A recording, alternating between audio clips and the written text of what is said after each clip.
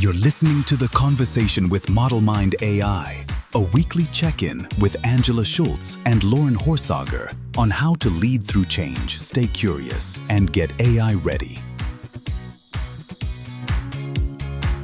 Welcome back to The Conversation, a podcast from Model Mind about how artificial intelligence is reshaping the way we work, lead, and think. I'm Angela Schultz, curriculum developer and trainer here at Model Mind. Today we're digging into something that can make or break your AI strategy, data literacy. But don't worry, this episode isn't about a spreadsheet tutorial. So let me set the stage. We'll start with a quick analogy, because data and infrastructure can feel abstract until you see what's really at stake. So imagine you walk into a doctor's office and say, "I don't feel well." You don't share your symptoms, history, or timeline, just that one vague statement. The doctor nods, scribbles something down, and hands you a prescription. Would you trust it? Probably not, because without reliable information, without structure, clarity, or context, you can't make a sound diagnosis, let alone a smart treatment plan. The same goes for your organization's data. If your data is scattered, incomplete, or poorly labeled, if you don't have an infrastructure to capture or organize it, then asking AI for insights is like asking that doctor to treat a mystery illness blindfolded. So data literacy starts with an understanding of what data you have, how it's structured, and whether it's trustworthy. Infrastructure is what makes that possible. And joining me today is Loren Horsager, CEO of Model Mind, and our resident expert on all things data and infrastructure related. Welcome, Loren. Hey, it's great to be back. Good, good. So just from your perspective, what does it mean to be data literate in the context of AI? Well, let's back up a little bit and let's just talk about why we need data. So when it comes to AI, I think there's a couple different aspects of data that we need to think about. So I've been in the data world a long time, building data warehousing solutions, data reporting solutions. And we talk about massive data. They're massive projects to actually build out data structure. Sometimes that is going to be important to an AI project, and we'll talk about that in a little bit more. But a lot of times, what we see people building out workflows or automations, that's not that important to have that much data, but we need really good data and we need precise data, right?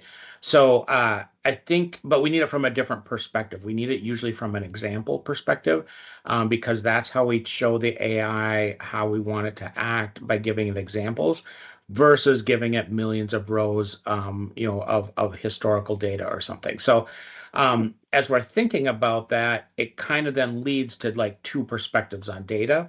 One is this highly technical, normal data team structure where you're going to build out a massive data warehouse, massive sets of data, training sets of data to use to build your own models, or you're using this to build generative AI workflow solutions, which are two very, very different perspectives. And we're going to talk a little bit about both of those today because the approach is different, the perspective is different.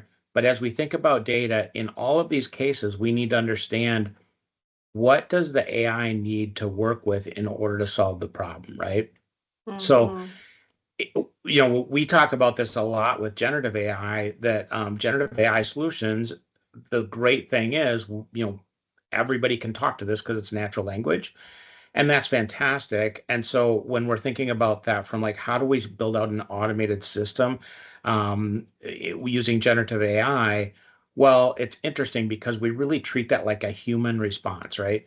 So that means we need to teach it like a human as well, which means we need to give it examples and we need to give it rules more than we give it data generally. But if we're building out custom models, it's all about having lots of really good data, because the more data we train it on, the better our model will become and the more accurate it'll become over time. That reminds me of one of my first times I was building a custom GPT. You gave me that same advice, and I built in examples in my custom GPT, and it really affected the output. And that was interesting to me. I never thought of, and you had even given me the example of what to do and what not to do to embed that into my custom GPT. And it just changed the way I looked at data from a spreadsheet into example outputs. Could you elaborate a little bit more on these examples? Because that was a real game changer for me. Yeah, exactly. So I think the ability to have this natural processing from the AI, for generative AI, is really the core because we can actually describe real examples that then help the AI process anything that we're asking it to process around those examples, right?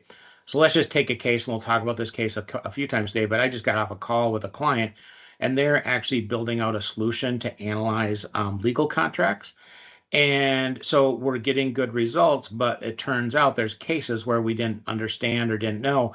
And so we need more data, more examples to cover those cases where it's different types of documents that we weren't prepared to handle.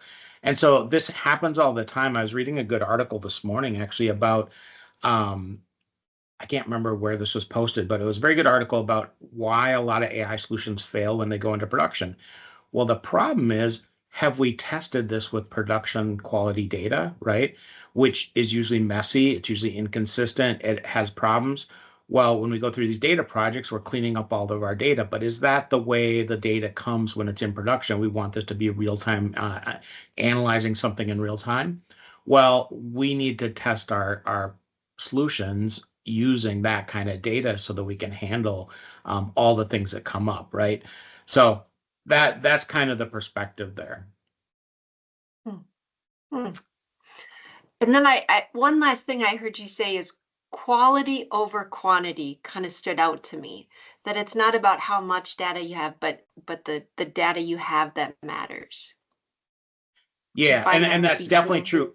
When we're talking about generative AI, that's 100% true. So we have limited amount of quantity we can actually embed because of the context window that, so if we're passing in these Mhm. examples, we can only pass so many in at one point in time. We might have multiple queries, so we might have a database of examples we might choose from depending on how complicated our solution is. But ultimately, we only have so much we can provide at any one call. But when it comes to building a model, now you need massive amounts of data. The more data you have, generally, the more refined and the better quality you will get out of that model. Yeah, we need tons and tons of data in those cases, but it's much more important to have accurate data. And I wouldn't say good data all the time because it's really accurate data, right? So what is consistently going to happen in production? Sometimes that's bad data and we need the AI to handle bad data, right? When it comes in, but we need to train it with accurate data that actually fully represents what it needs to get trained on when it's going to hit production. Mhm. Interesting. So we keep using the word good data or accurate data, but I guess my question is if the AI is getting trained on this data, so it's only as good as the data it's drawing from. And so what happens when a company uses um, incomplete data or it has some weak points or what effects could bad data have on the operation? Yeah, and this is why we need to test, right? So just Mhm. like any software project, I think it's funny we talk about this some that AI is unlike any tech project you've ever been part of, and it's also exactly the same as every tech project, right? So we still need to test, we need to validate everything we're doing. But if you're passing in bad data, or so let's take a couple different examples. Let's say you're passing it like you build a workflow and you're going to pass in maybe it's a file and then process this file. Maybe it's like invoices or something, and you want to pull the data of the invoice and log it to a system, for example. Well, in order to do that, you need examples of what all these invoices look like, right? And what happens though, someone sends you an invoice that doesn't fit your model exactly, and now the AI might not know how to process that. Well, part of it is to be able to handle those cases. So we want to write instructions on what to do if it doesn't fit any of our cases, because now that probably needs to be reviewed but it needs to be flagged to be reviewed, right? So we have an automated process, but there might be exceptions that we need to pull out of this process and do manually or have someone look at, which then can get plugged back into the system to actually automate it going forward when we hit that again. Or do we have examples of that when we built the system originally? And that's what we're hoping for, is to cover the scope of what that process is meant to cover, right? So when we're building out training for these, we want to think about the scope of, we're building a custom GPT. It's going to handle these processes in this workflow, and it's meant to do these components, right? And it's a set of things it can do. It's not going to answer every question, like when you go to ChatGPT or Gemini or something, and you can ask pretty much any question.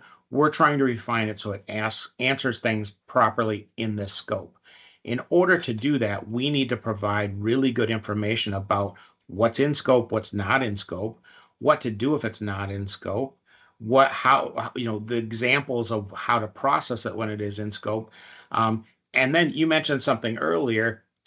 Sometimes we need to give it the negative examples, right? So these are things we don't want it to work like this.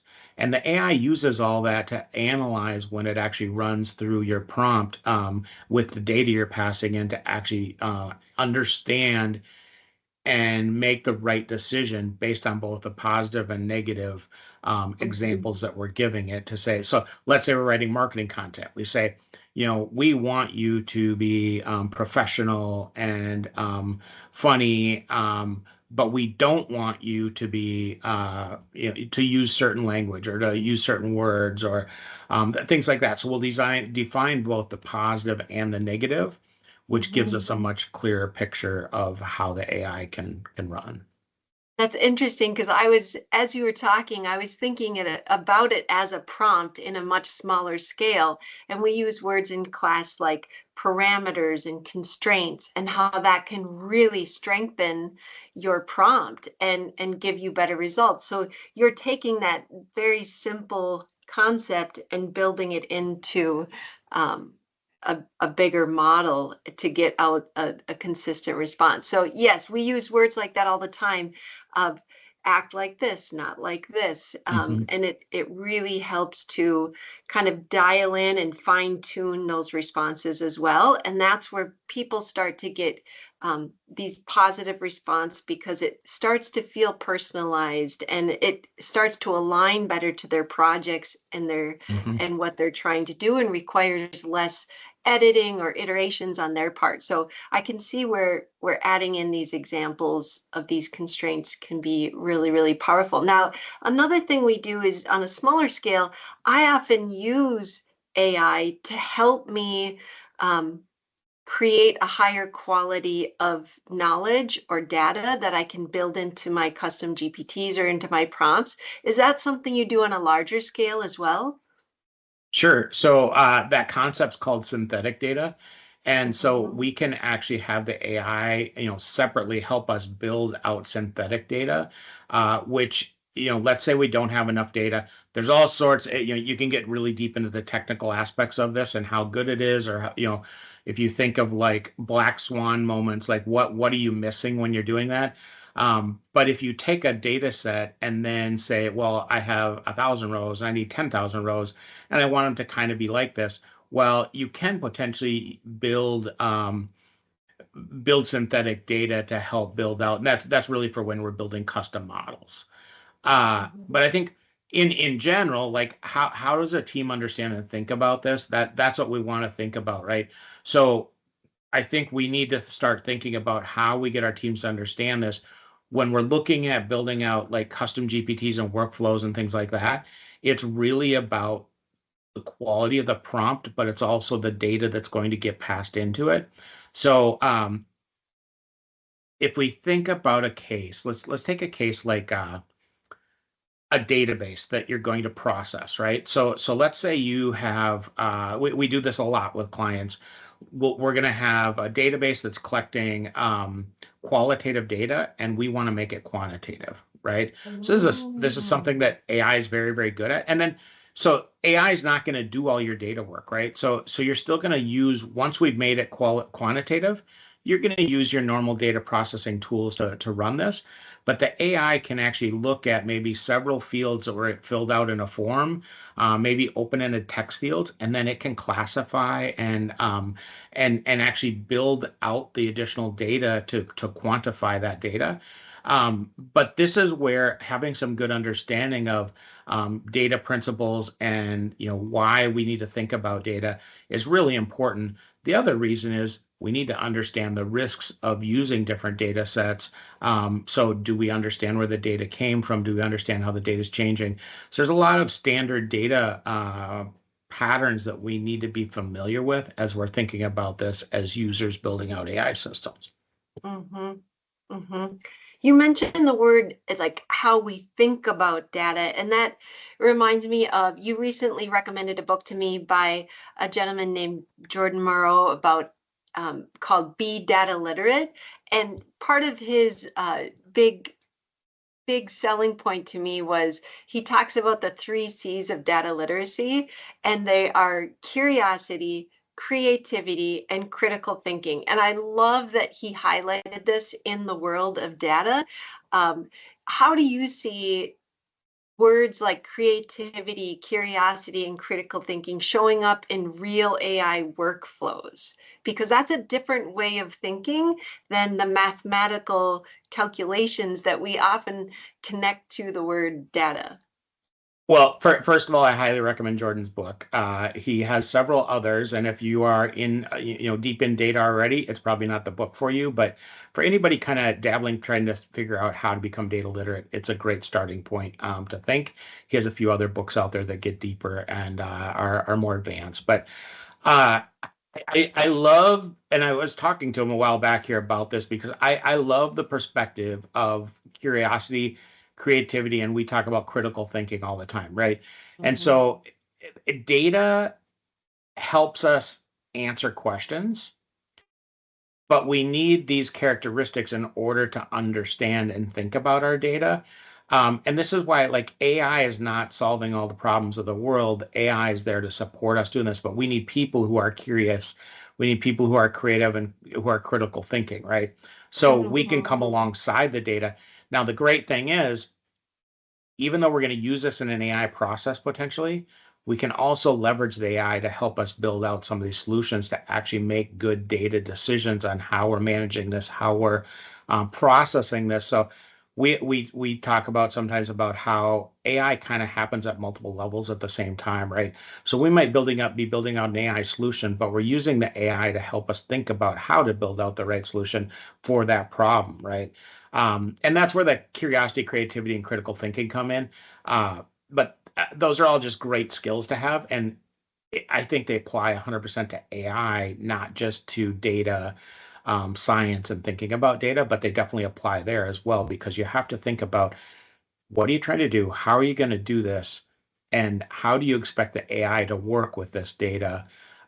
Here's a good example.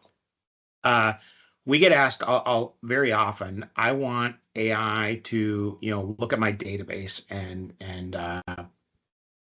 provide me some reporting, for example.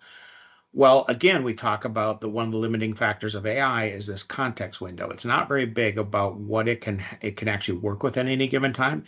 And anything that goes in a database is almost always quite large. So you have gobs and gobs of data, and the AI just can't process it that way. So instead, what we need to do with the AI, we have to think about this differently, right? Which is a creative thinking piece of this. So let's say we want to create, weekly financial reports out of our accounting database, let's say. Well, the way to do that with AI is to actually first pull, normal queries that we're going to pull out our reports, but they're just reports. They're not really necessarily active documents that we can take action on. There are, you're going to have your P&L and you're going to have your balance sheet and whatever else you're going to pull out of there. But let's say you now run that through the AI, and you take last week's and this week's, and you have a history of these. Well, now the AI can actually start to pull out trends and history and say, hey, have you thought about this? Have you thought about that? So it's about how we think about using this data, that we can't use all the data at once when we're using generative AI. again, I will separate this from like building out models. That's a much different process. But when we're thinking about Mhm. generative AI, we need to think about how to use that data. And databases become a sticking point for a lot of people because we need all this data, but we also need a way that's not AI to actually pull the data out. And then we need AI on top of that to actually help process the AI. So the AI is Mhm. coming along doing what the human is doing, right? That we're thinking about this, which is your curiosity, creativity, critical thinking. But again, the AI is not doing what the process is currently there, which is pull the data, consolidate it out of the database. That's a very technical process, and it's written to be very efficient. The AI can't do that; it's too big for the AI. But the AI can make those calls to actually get the data, and then take action or run process to help understand them better. So I think we can add a fourth C, collaboration. Yeah, exactly, exactly. Yeah, yeah. We'll have to And tell Jordan that. I do feel like that's a bit of a tipping point in class is so often people will come with some base knowledge of working with generative AI and they'll know how to really use it as a glorified web search. But until their eyes are open to this idea of this collaborative back and forth, that's where I see the shift in thinking really change in how to interact with AI is that collaborative piece, and then leaning on it for the critical thinking, but then seeing also how it empowers them to be creative and be curious. So it is kind of a meshing of the two minds, Yeah. and that's where the collaboration comes in. So Right, and that's that mindset, how do we make this, you know, repeatable, practical, and able to apply it? yeah, yeah, I love that. I have lived my life on those words. Some may say I'm almost too curious at times. I maybe ask one or too many questions when I'm out and about, but I love it. I think it's one of the So best I got a gadgets. sidetrack right there. So Okay. do you then find that I ask this to a lot of people when I'm out and about talking to people because do you find like we talk to lots of younger people just out of college and stuff, and they will use AI to actually ask questions and get feedback because they feel like they don't want to look stupid in front of their boss or their coworkers and stuff. But it's kind of a way for us to like go ask questions and dig into something that we might not be familiar with to actually really get up to speed quickly. So I think that curiosity is such a positive thing coupled with that collaboration of Yeah. AI to actually solve that problem. It does allow you to explore without judgment, right? Or at least Yeah. build up some domain knowledge so that you can then join the conversation, which is nice. And I would say that's often a conversation we have in class with all the business professionals I work with. So I don't think it's just young adults. I think it's all of us like that space to explore without judgment, which is really nice. And I do a lot of that exploration.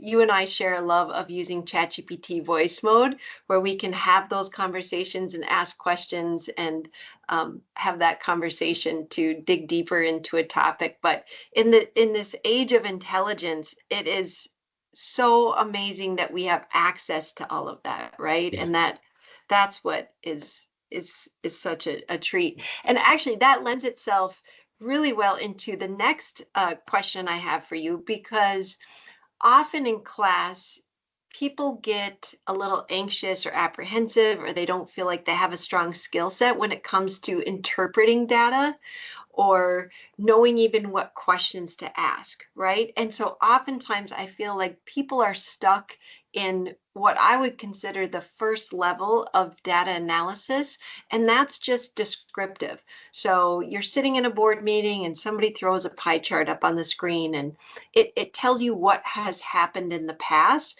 but oftentimes that's where the conversation ends.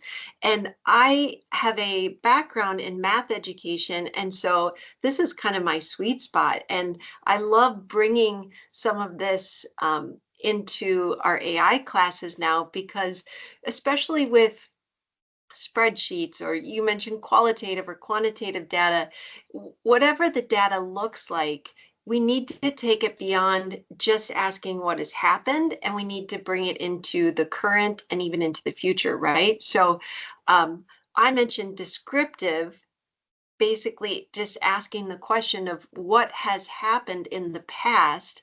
And then the next question in line, of course, then would be, why did it happen? How do you see AI really helping answer the question, why did XYZ happen based off of our data? Yeah. So I think all of these come down to again that collaborative approach, right? So I think when we're talking about AI, we get this a lot when we're talking about like how to use AI for financial analysis or for project analysis, things like that. And a lot of times, I mean, I'm a little shocked sometimes, but a lot of people don't have the answer, right? They don't know what they really need to be creating out of this. And the great thing is if we flip around our perspective of AI a little bit, the AI will help us think about ideas on how we might apply that. We're the ones that get to make the decision on if we're going to do it that way or not. But we can actually ask the AI, here's my role, here's my information I have access to. What would you suggest that I look at to, significantly improve our project outcome or our sales outcome or whatever, right? And so just, giving it an open-ended question that then it's going to come back with questions for you. And then that's going to direct it on how it's going to give you a full answer, right? But again, we get that dialogue to get there. And that's just such a powerful way that we can actually figure out what we should be thinking about doing with our data, with our process, whatever that might be. And the AI is going to help us through that process. Yeah. And beyond what why it happened, you can go even further and determine what will happen next and kind of play around with what is potentially possible. And then the last one I'm going to mention, because this is my favorite, is using AI to answer the question of what should we do about it, right? And sometimes in class we'll play with a synthetic data set and we'll almost do a choose your own adventure where we're using AI to give us ideas on how to make this become reality, or what steps we can take to align our next next steps. So we'll play a little round of a choose your own adventure, and what happens if we go in this direction? What happens if we do a 180 and move this way? And it's really fun to kind of play out some of these scenarios, but still grounded in your data that Mhm. you are using. So any thoughts on kind of those four levels of why it happened, what's going to happen next, or what should we do to make it happen? I think those four steps, these are all out of Jordan's book again, which we'll have to get Jordan on the podcast at some point. But I think it's the right steps on how to think about data. So we need to move through this process of going from collecting information. And I think a lot of people have been collecting a lot of information for many years that just hasn't been useful because we haven't really had the tools to process it properly. Where now we have potentially AI is making more and more, not all of this is useful, but we're making more and more use cases where that data becomes really powerful to actually make smarter decisions. And so we can actually make that data useful. And it's not just about seeing the data and reporting on the data. It's about getting to action, right? How do we actually help us make better decisions going forward based on this information? You just reminded me of something. So often I hear the statement, data rich, information poor. And I Mhm. think a lot of times it's because of what you just said, maybe not knowing the questions to ask or having the tool that can kind of help you distill that information into something that's usable for you and your company. So that's a great example of using AI to help advance some of your questioning techniques and to learn more from your data. So that is fantastic. One last thing I thought of while you were speaking, there was a quote that I often lean into, and it's don't pay attention to the person in the room with all the answers.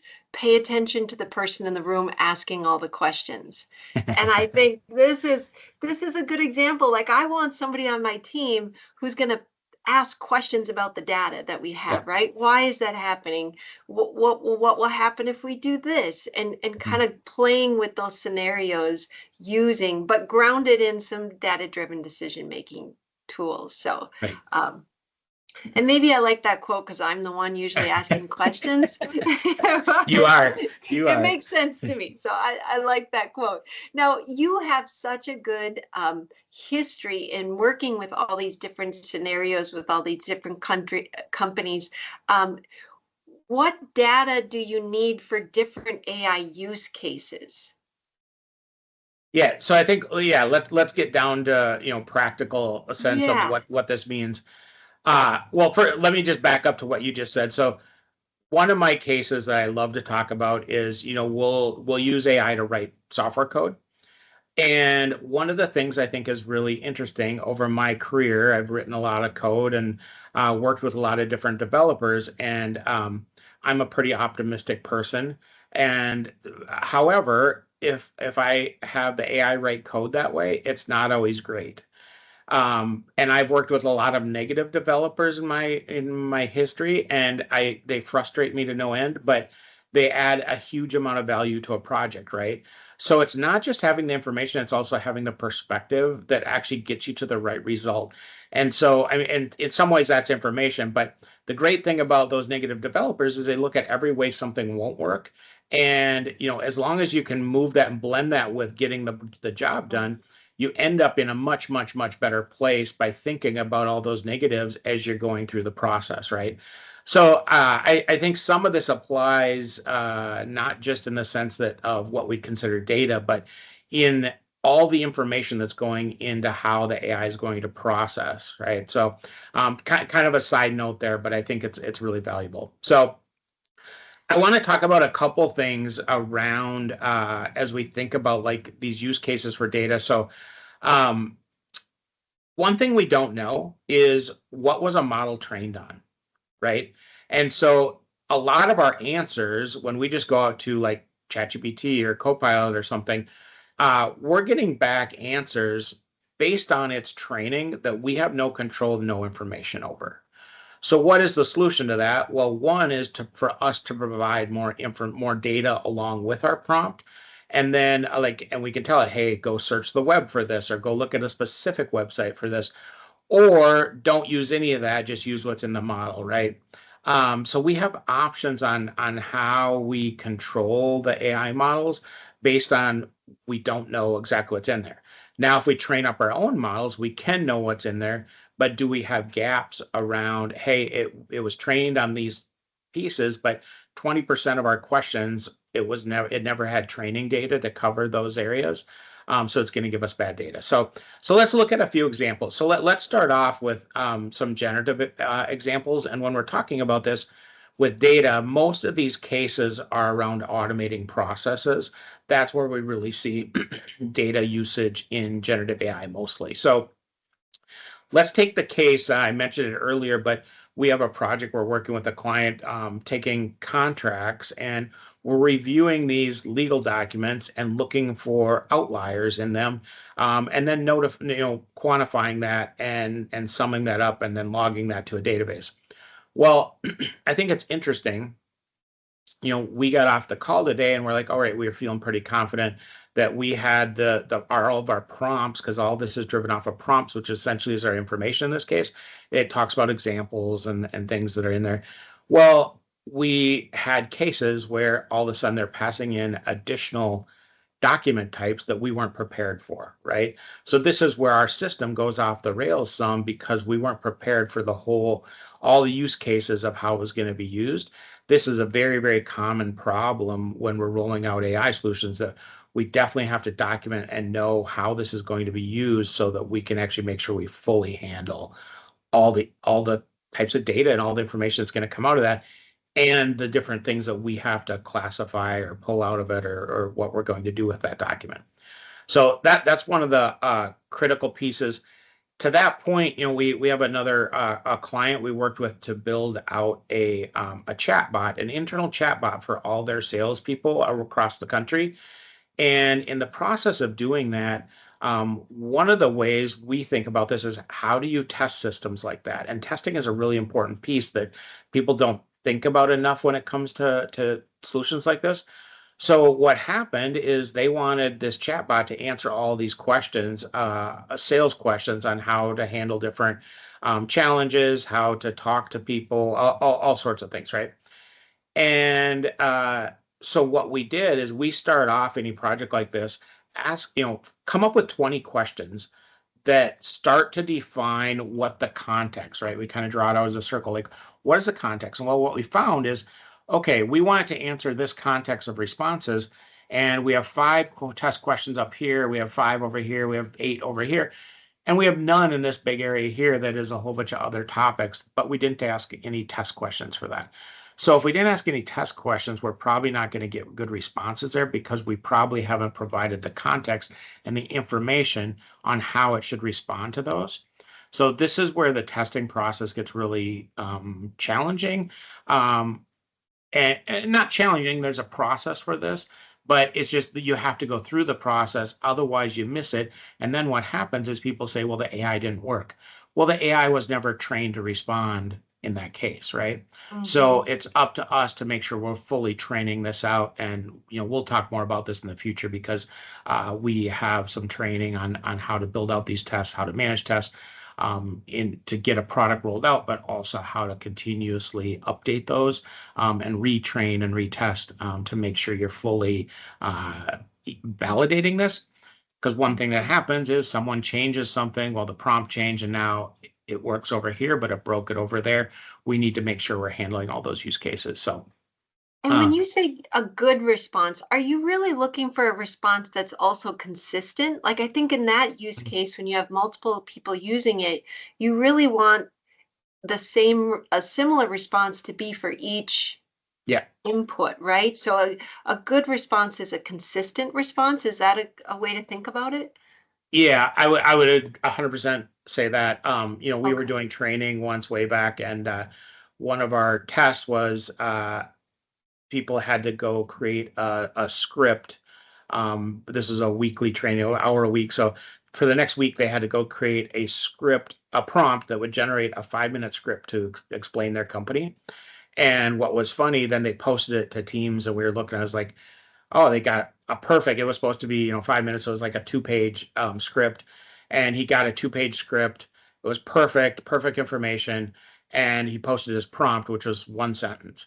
And I was like, well, this is going to be fun. So we went to class, and I was like, who wants to test theirs? He raised his hand first, like, perfect.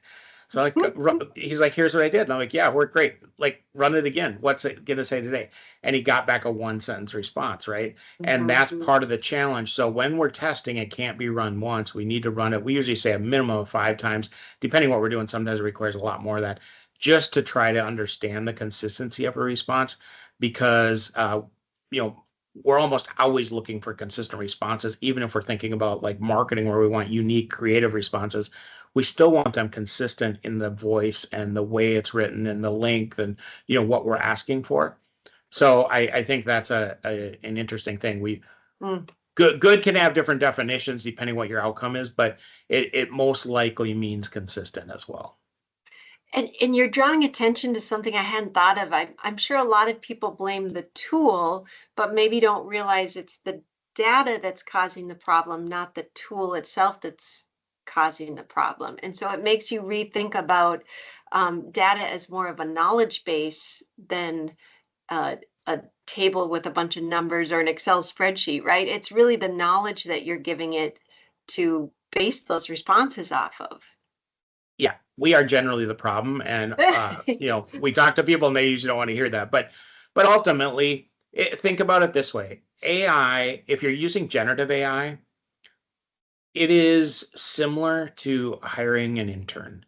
And when you hire an intern, if I tell, I do this when I'm speaking, I'm like, hey, if I pick Bob here and I tell him to go off and write some software code, and that's not his wheelhouse, he can probably write some code, but it's going to be terrible, right? And it's the same if I hire an intern and I tell them to go off and do something and I haven't prepared them on how to think about that and how to work with that. It's exactly the same with AI. So have I given them the information to actually give me a correct answer? If not, the AI is not this magical box that knows everything. It knows what we've told it to know. And so we're controlling what goes into that. The only value of AI is it's helping us get through and actually find the right answer out of all this knowledge quicker, right? Mm-hmm. Mm-hmm. I like too that it puts emphasis on us asking good questions, right? It Hmm. really forces you as an employee or as a CEO to determine what information you need, right? Because the AI is there to help you um, figure out the answer, but coming up with those questions, even when I'm by myself with ChatGPT working on a project, I'm the one that's slowing the process down because it Yeah. takes me a while to really define what it is I want and what I need, and then doing that critical thinking on the back end to keep working with that prompt. So I think that you're spot on. It comes down to building the right prompt when you're working Hmm. with generative AI. So that leads us into the next segment, which is your prompt of the week. Oh, my favorite part. I got a good one for you today. So I mentioned earlier that I do have a background in math education. And so this was right in my wheelhouse. And one of my favorite things to do is to make data more approachable and more enjoyable. So today's prompt is titled Storytelling with Data. Take your data and turn it into a story. So imagine you've got some data points from your team, something you've been tracking or talking about. We're going to turn this into the style of a movie genre to tell the story of your data. So here we go. Start by saying, tell the story of this data point, and then insert data here as if it were and then you're going to choose a genre: drama, comedy, thriller, documentary, or horror. And then finally, in the prompt, state that you want to determine what happened, that's descriptive, why it happened, diagnostic, what might happen next, that's predictive, and then finally, don't forget about prescriptive. What should we do about it? So my hope is that this prompt will invite your team to look at data through a fresh lens. It may lower the pressure of getting things right and instead focusing on kind of this shared experience of building understanding. And by treating data like a story, people are going to connect emotionally and intellectually, which makes patterns easier to see and decisions easier to explain. So I hope you enjoy this creative way to practice all four levels of analysis, from observing to imagining what's possible. And it's using something familiar that we all can relate to, which is storytelling. So whether you're sharing with your leadership or troubleshooting with your team, this prompt is going to build confidence and clarity to help you build and make some better data-driven decisions. And I will just say, I love that. When you're doing Angela's prompts of the week, these are starting points, right? So now use Yes. this and then get it to dialogue with you. And if you're working on a specific project and this is relevant, we're trying to find some of these relevant prompts but this is just a starting point. So it's super simplistic. But if you now ask it on, hey, here's the problem, here's that I'm trying to convey. I have a board meeting coming up and we have this issue and I need to show some information. Here's the information I have and I want to show this positively, like ask it to tell that story. So I love it for that case, like what you're just talking about. But you need to put your data into this and you need to dialogue with it to continue to kind of drill into what you really want for the outcome that's going to help you. So this isn't one shot and you're done, but it's helping you get to the right solution. So that's pretty much the case with all prompts. As we're chatting with it. If we're not chatting with it, that becomes a little bit different world, which we're going to talk about in the future. But yeah, Mhm. perfect. I love that. I love that prompt. I love the storytelling part of it. Good, good. Yeah, I'm hoping that as the information comes through, you start thinking of questions, right? We bring back that idea of curiosity. So as you're reading, maybe your second prompt is your question, and the next question leads to the next and to the next. So it's just a continuous process of creativity, collaboration, all the C's that we mentioned today. So enjoy. Plus, you can have a Fantastic. little fun while calculating Exactly. some data. Exactly. I thought about the horror. You mentioned horror. Hopefully your report isn't a horror report, but Right. it might be. So, well, thank you. I think it's interesting. Data is critical as we're thinking about AI. It's critical, even as we're thinking about generative AI and prompting, like what we put into it matters. That's the one thing that we really get to control is what we're giving to the AI, and then it will give us responses based on that. So we have a ton of control with that. And when we get bad responses, it is up to us to figure out how to prompt that better to get a better result. Wonderful. Thank you so much for listening, and we'll see you next time. Thank you. Thanks for being part of the conversation with Model Mind AI. Until next time, keep leading, keep learning, and stay curious.